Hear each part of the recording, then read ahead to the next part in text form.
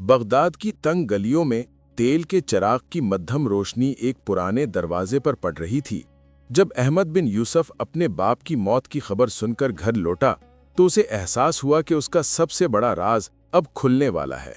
وہ راز جو اس نے کبھی کسی سے نہیں کہا تھا کہ باپ نے مرتے ہوئے اسے ایک خالی جھولی دی تھی جس میں صرف ایک پرانا سونے کا دینار تھا جو خلیفہ ہارون الرشید کے زمانے کا لگتا تھا۔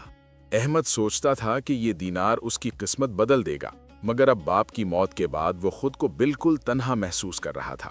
ایک غریب کتاب فروش کا بیٹا جو ہاؤس آف وزڈم میں صفائی کا کام کرتا تھا، روزانہ کاغذ کے ٹکڑوں کو جھاڑتا اور علماء کی بحثیں سنتا، مگر خود کبھی سوال نہ پوچھتا۔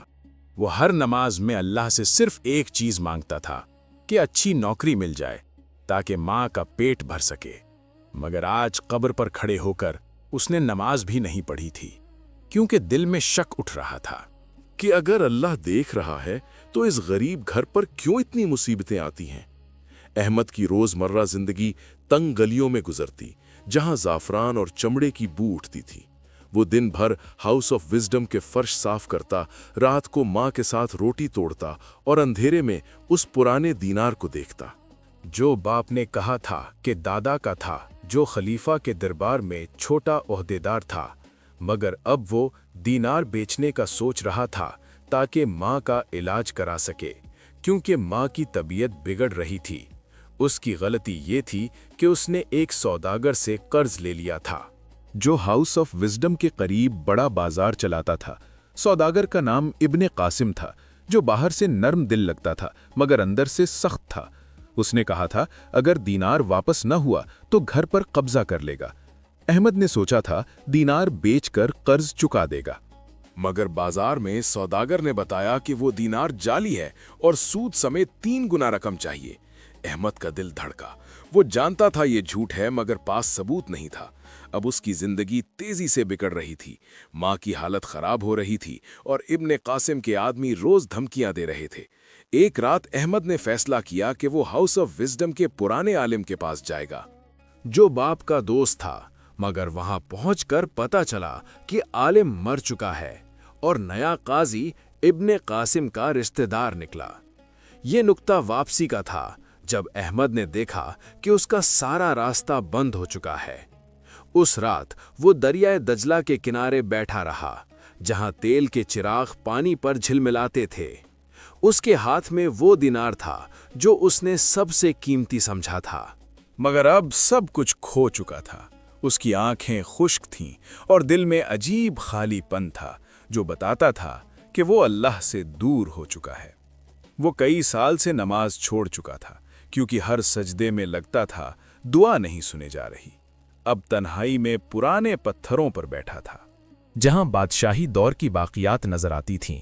ارد گرد تنگ گلیاں سو رہی تھیں اور دور سے اذان کی آواز آ رہی تھی، مگر اس کے کانوں میں خالی لگ رہی تھی۔ اس کا سب سے اندھیرا لمحہ وہ تھا جب اس نے سوچا شاید اللہ نے اسے چھوڑ دیا ہے۔ ایک غریب کا بیٹا جو کبھی بڑا عالم بننے کا خواب دیکھتا تھا، اب خود کو بے بس دیکھ رہا تھا۔ اچانک نظر ایک بوڑھے درویش پر پڑی جو دریائے کنارے ستاروں کو دیکھ رہا تھا۔ وہ درویش جو ہمیشہ ہاؤس آف وزڈم کے باہر بیٹھا نظر آتا تھا، مگر احمد نے کبھی بات نہیں کی تھی۔ درویش نے بغیر پوچھے کہا، بیٹا یہ دینار تیرے باپ کا نہیں، یہ خلیفہ کے خزانے کا چھپا نشان ہے جو تیرے دادا نے امانت کے طور پر رکھا تھا، اور ابن قاسم اسی امانت کے پیچھے پڑا ہے کیونکہ وہ خود خلیفہ کے پرانے غلام کا بیٹا ہے۔ یہ سن کر احمد کا دل دھڑکا، کیونکہ اب سمجھ گیا تھا کہ تصادم صرف دینار کا نہیں بلکہ پرانی امانت کا تھا جو اس کے ہاتھ میں تھی۔ درویش نے بتایا کہ ابن قاسم بھی اسی امانت کی تلاش میں تھا، مگر غلط راستے پر استعمال کرنا چاہتا تھا۔ یہ معلومات نے احمد کے سارے خیالات بدل دیے۔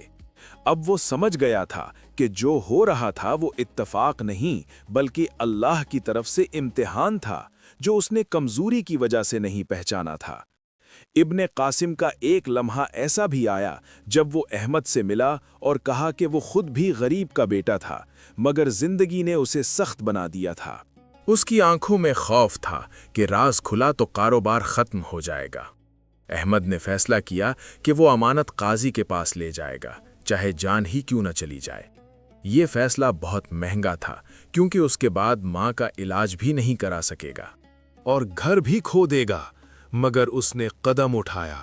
رات کے اندھیرے میں قاضی کے دربار کی طرف جاتے ہوئے اس کے دل میں عجیب سکون تھا جو کئی سال بعد محسوس کیا تھا۔ وہ مسجد کے صحن میں پہنچا جہاں پتھر کی دیواروں سے قرآن کی تلاوت گونج رہی تھی۔ اس نے دینار قاضی کے سامنے رکھا اور سجدے میں گر گیا۔ اس سجدے میں جسم میں گرمی محسوس ہوئی جو سینے سے آنکھوں تک پہنچی، جیسے اللہ نے خود دل کو چھو لیا ہو۔ اس وقت احساس ہوا کہ توکل کا مطلب یہ نہیں کہ سب آسان ہو جائے، بلکہ اللہ پر بھروسہ کر کے آگے بڑھنا ہے، چاہے نتیجہ کچھ بھی ہو۔ قاضی نے فیصلہ سنایا کہ دینار اصل امانت ہے اور ابن قاسم کو سزا دی جائے گی، مگر احمد نے دیکھا کہ ابن قاسم کی آنکھوں میں آنسو تھے جو اس کی اپنی کمزوری کی وجہ سے تھے۔ احمد گھر لوٹا تو ماں جاگ رہی تھی اور حالت کچھ بہتر لگ رہی تھی، جیسے اللہ نے خود شفا دے دی ہو۔ اس نے ماں کے سر پر ہاتھ پھیرا اور باہر نکل کر آسمان کی طرف دیکھا جہاں ستارے چمک رہے تھے۔ وہ پرانا دینار اب ہاتھ میں نہیں تھا، مگر دل میں نئی روشنی تھی جو کبھی نہ بجھنے والی تھی۔ احمد نے وہ دینار قاضی کے حوالے کر دیا تھا۔ اگر آپ کو اللہ پر توکل اور ایمان کی ایسی خوبصورت کہانیاں پسند ہیں تو چینل کو ضرور سبسکرائب کریں۔ رحمت کا سفر۔